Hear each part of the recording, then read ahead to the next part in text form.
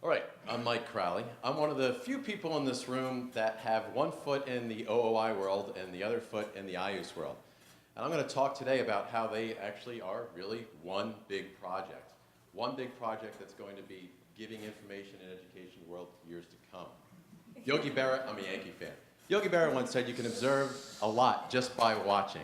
It seems pretty obvious, but is it obvious in the ocean? No, we need a lot of help to see what's going on in the ocean. We need instrumentation to tell us what's going on in the ocean.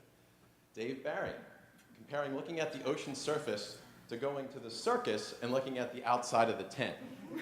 What's the point? There's a whole lot going on underneath there that we can't see with the naked eye that we need help with. So, we know this. We're science geeks. We know this. We want to see what's going on in the world. We want to discover things. We have access to all sorts of data sets out there.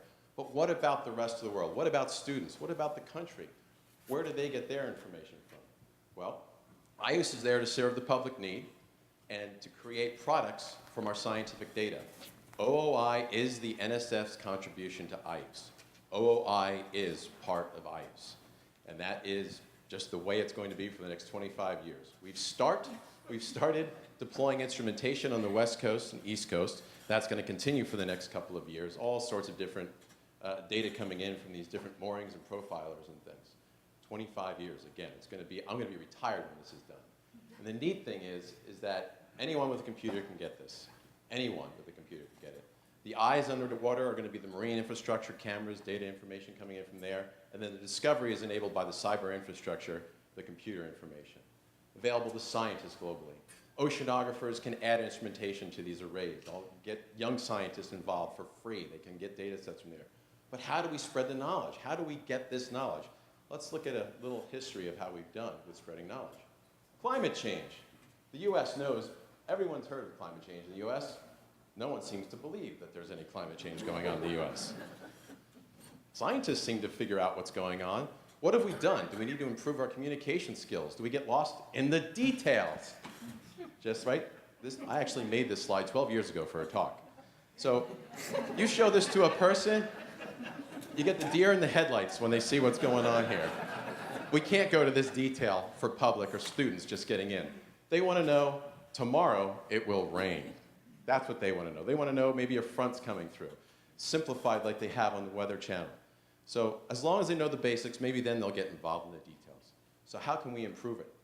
Randy Olson wrote a book called Don't Be Such a Scientist. He nailed us. We're too cerebral. We get too much into the details. We stink at storytelling. We let our passions get buried in the details. And a lot of us are pretty unlikable. So for OOI, what we're doing is we're building tools that are going to simplify the way that data and information is being shown. Simplify, no MATLAB. We're also going to build concept maps or enable tools that allow you to build concept maps for education.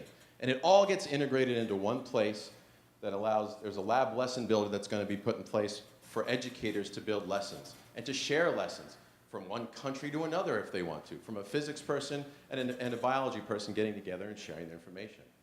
We want to change the face of oceanography. I hope a lot of these faces look familiar. If they don't, you're in the wrong room. But we want to change the face of oceanography to what we see today. As you also note, by looking at a lot of these faces, there's not a whole lot of diversity in these faces.